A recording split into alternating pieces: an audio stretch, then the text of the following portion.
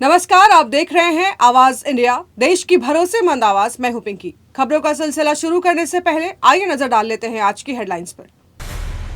संविधान पर हमले की साजिश का आरोप, खरगे बोले सिद्धांतों की रक्षा जरूरी। ओवैसी की एंट्री से बंगाल की सियासत गर्म, सीएम ममता पर लगाए गंभीर आरोप। उमर खालिद फिर पहुंचे सुप्रीम कोर्ट, दिल्ली दंगे केस में जमानत पर पुनर्विचार की मांग। और मुंबई म्यूजिक इवेंट में ड्रग ओवरडोज से 2 की मौत, 6 गिरफ्तार। अब खबरें विस्तार से।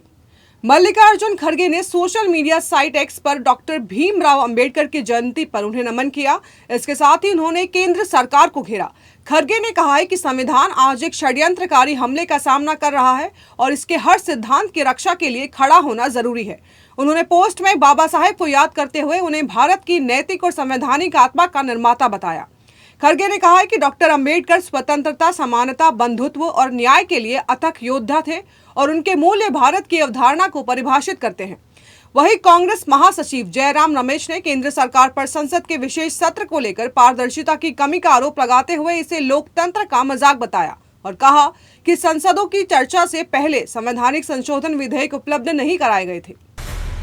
एआईएमआईएम प्रमुख असदुद्दीन ओवैसी की बंगाल में एंट्री ने राज्य की सियासत में नया समीकरण खड़ा कर दिया है। मुर्शिदाबाद के रघुनाथगंज में हुई जनसभा में उन्होंने सीधे मुख्यमंत्री ममता बनर्जी और टीएमसी पर निशाना साधते हुए कई पुराने राजनीतिक मुद्दों को उठाया। ओवैसी ने कहा कि उनकी पार्टी पर अक्सर बीजेपी की बी टीम होने का आरोप लगाया जाता है, लेकिन वे सिर्फ लोगों की आवाज हैं और बंगाल के मुसलमानों की इज्जत पर सवाल स्वीकार नहीं करेंगे। उन्होंने स्पष्ट किया है कि उनका मकसद राजनीतिक भागीदारी और नेतृत्व सुनिश्चित करना है ताकि समुदाय को इंसाफ मिल सके। ओवैसी के इस बयान के बाद बंगाल की राजनीति में अल्पसंख्यक वोट बैंक और विपक्षी समीकरण को लेकर चर्चाएं तेज हो गई हैं। दिल्ली दंगों से जुड़े मामलों में आरोपी उमर खालिद ने सुप्रीम कोर्ट में जमानत को लेकर पुनर्विचार याचिका दाखिल की है। 5 जनवरी के उस फैसले पर दोबारा विचार करने की मांग की है जिसमें कोर्ट ने उन्हें जमानत देने से इनकार किया था। यह याचिका उन्होंने सोमवार 13 अप्रैल 2026 को दाखिल की। सुप्रीम कोर्ट में उनके लिए सीनियर एडवोकेट कपिल सिब्बल पेश हुए, जिन्होंने कोर्ट से अनुरोध किया है कि इस मामले की सुनवाई ओपन कोर्ट में की जाए, जिस पर बेंच ने कहा है कि वो इस मांग पर विचार करेगी और जरूरत होने पर ओपन कोर्ट में सुनवाई की जाएगी। मुंबई के गोरेगांव स्थित नेस्को सेंटर में 11 अप्रैल को आयोजित म्यूजिक इवेंट के दौरान ड्रग ओवरडोज से 2 लोगों की मौत हो गई है, जबकि एक युवती गंभीर हालत में आईसीयू में भर्ती है। इस मामले में पुलिस ने अब तक 6 लोगों को गिरफ्तार किया है। मृतकों में एक 24 वर्षीय युवती और 28 वर्षीय युवक शामिल है। इवेंट में बड़ी संख्या में कॉलेज स्टूडेंट्स शामिल थे। शुरुआती जांच में ड्रग्स में एमडीएमए होने की आशंका जताई गई है। हालांकि इसकी पुष्टि फॉरेंसिक रिपोर्ट के बाद ही होगी। घटना के बाद कई छात्रों को सांस लेने में तकलीफ होने लगी थी। पुलिस ने इवेंट ऑर्गेनाइजर और सिक्योरिटी समेत 6 आरोपियों को गिरफ्तार कर 3 दिन की कस्टडी में भेज दिया है। ड्रग सप्लाई नेटवर्क की जांच जारी है। वक्त हो चला है एक छोटे से ब्रेक का।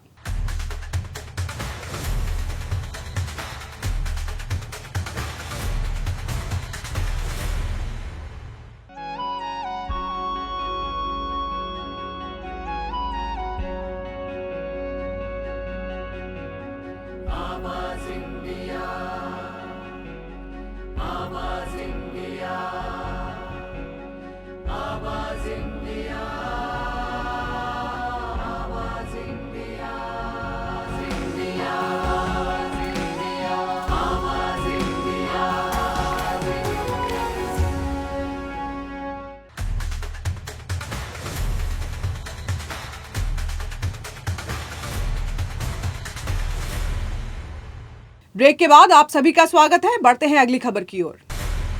दिल्ली मुंबई एक्सप्रेस वे पर मंगलवार सुबह अलवर जिले के पिनान के पास एक भीषण सड़क हादसा हुआ। सुबह करीब 5 बजे एक निजी ट्रैवल बस और केमिकल से भरे ट्रक की जोरदार भिड़ंत में बस चालक, उसकी पत्नी और बेटा मौके पर ही मारे गए, जबकि 33 अन्य यात्री घायल हो गए, जिनमें कई की हालत गंभीर बताई जा रही है। स्लीपर बस सोमवार रात इंदौर से दिल्ली के लिए रवाना हुई थी। हादसे के वक्त अधिकांश यात्री गहरी नींद में थे। बस का अगला हिस्सा पूरी तरह क्षतिग्रस्त हो गया है। हादसे के बाद एक्सप्रेसवे पर कुछ समय के लिए यातायात बाधित रहा और पुलिस ने क्रेन की मदद से वाहनों को हटाकर मार्ग सामान्य किया।